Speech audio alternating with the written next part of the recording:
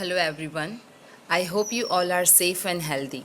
As a part of an international FDP on environment and sustainability, I, Professor Unnati Sa from CKP College of Engineering and Technology, here presenting the second week subject-specific environmental awareness video on recycle e-waste.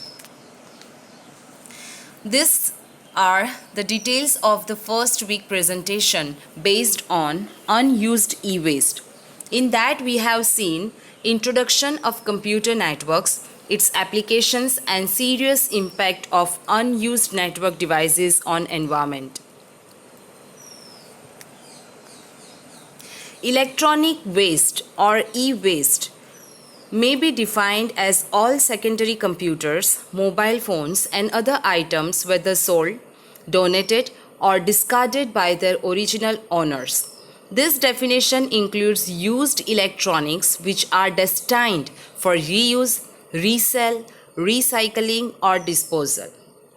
Why recycle e-waste? E-waste is on average at least 95% recyclable. However, it can contain a long list of harmful and toxic chemicals also.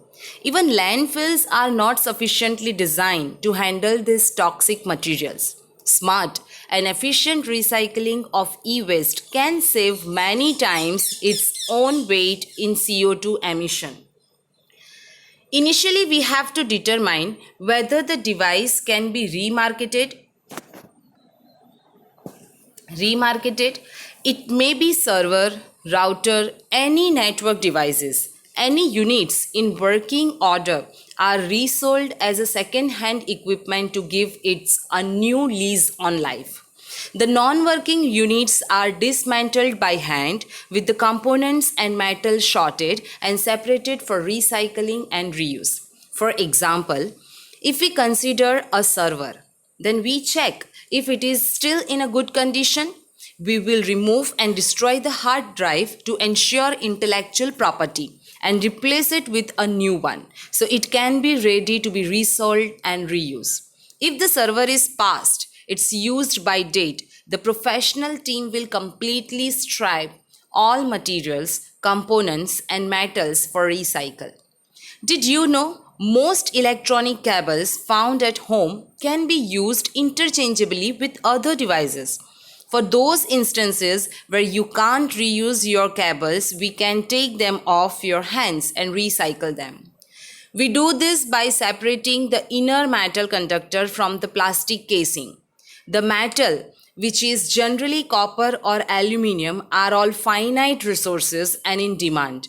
Recycling this material is therefore a cost-effective alternative when compared to producing the same metal from raw materials.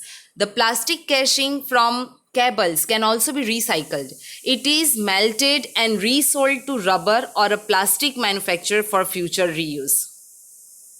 There are two approaches, informal approach and formal approach. In informal approach, basically to recycle we have a consume, collect, recover and dispose. But in informal approach we have three major issues at the time of collect, recover and dispose, like middleman auction that deliver it to the scrap dealers, that often declared as a donation from for a cheap disposal. Second is informal sector, like manually we are dismantling the hazardous component, wires and cable burning and precious metal recovery in a hazardous manner.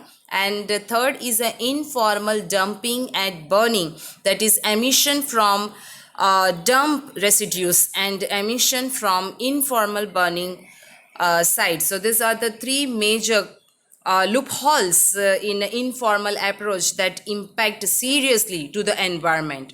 On the other hand, we have a formal approach, and in that we have policy and authorized dealer instead of auction or a middleman or scrap dealers. We have authorized dealers who have licensing and they take care of environment when they do such a kind of a process. At the second level, we have a business and finance, technical control and fixed contract, new business models and opportunity. We have a technology and skills, knowledge and technology transfer. We formalizing the informal sector. We provide the training, and at the disposed time, we are not doing informal dumping and burning. Instead of we have a landfill. We can monitor and control. We can adopt the standards, audits, monitor mass flows, and marketing and awareness. So formal approach take care of environment when they recycle the items or e-waste. Now let us consider the India, how they produce, which major cities that produce the e-waste in India. So according to Indian Appliances and Consumer Electronics, market reached 76,400 crore. This market is the purchasing of electronic items, and they expected to double to rupees 1.48 lakh crore by 2025. Here the map showing top 10 cities producing e-waste in India. So India produces an estimated 18 to 20 lakhs tons of e-waste in 2016-17 alone, and is expected to multiply exponentially in near future. Yet 95% of the total e-waste generated in India ends up in the informal sector, where it's disposed in harmful and dangerous manner like burning or acid baths. We observe that from total 75% e-waste is generated by the government, public and private sector companies, while 16% e-waste is generated by the individual household. Computers contributes towards 70% of the total e-waste generated in India, while telecommunication equipment accounted for 12%. Among cities, Mumbai topped the list as it generated an estimated 120,000 tons of e-waste annually. Delhi and Bangalore ranked second and third with 98,000 and 92,000 tons of e-waste generation respectively. State-wise, Maharashtra is ranked first in generation of electronic waste, followed by Tamil Nadu and Uttar Pradesh, and approximately 70% of heavy metal found in landfills are accounted for e-waste. Here is the list of top 15 companies manage e-waste in India. You can refer it in detail. And according to the Central Pollution Control Board, that is CPCB of India, there are 240 authorized recyclers in India.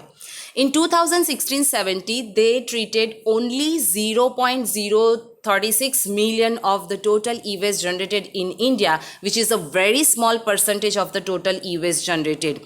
By means of effective, that remaining e-waste went to the informal sector, and which is very serious matter that we need to look in. The government, public sector companies and private sector companies generated nearly 75% of e-waste. So they need to think serious about the formal approach to treat such e-waste. So I would like to suggest that there must be a awareness campaigning. There is an urgent need to reach out to the workers of the informal sector, raise awareness about the consequences of improper electronic waste management, and include them as a part of the solution to e-waste related issues. Choose the one about whom you are sure will treat your e-waste systematically and scientifically. The CPCB has a list of e-waste recyclers operating in India on its website. So what to do now? We need to be responsible and choose what you do with your e-waste carefully. As a consumer, should you do to dispose your e-waste? Find a registered agency to dispose your e-waste. Many companies have an effective recycling program in all of their stores. Samsung India, for example, encourages its customers for e-waste recycling through its STAR, that is Samsung Take Back and Recycling program. Get in touch with your retailer to know about e-waste disposal. Last but not the least, encourage your neighbors to join you and spread the word about educate way of e-waste disposal. Remember, every time you buy an electronic device, it is your responsibility to dispose or recycle your old one properly. Don't be so greedy to buy more and more if you cannot dispose the old one properly. Resolve to be a part of the solution rather than increasing the problem at hand. Help make the earth a better place to live. Thank you so much.